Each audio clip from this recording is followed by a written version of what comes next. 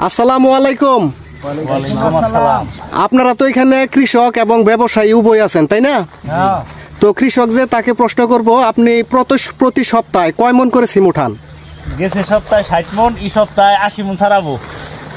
মানে গত সপ্তাহে 60 মন, এই সপ্তাহে 80 মন। হ্যাঁ হ্যাঁ, 20 মন। কত টাকা মন বিক্রি করতেছেন আজকে? গেছে সপ্তাহে কি হয়েছে, এই 1400।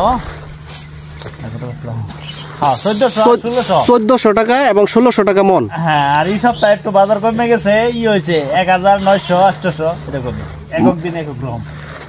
এই মানে বর্তমানে এই সপ্তাহে 1000-1200 এরকম। হ্যাঁ হ্যাঁ। আর ব্যবসায়ী ভাই, আপনারা এই সিম কোথায় নাই বিক্রি করেন?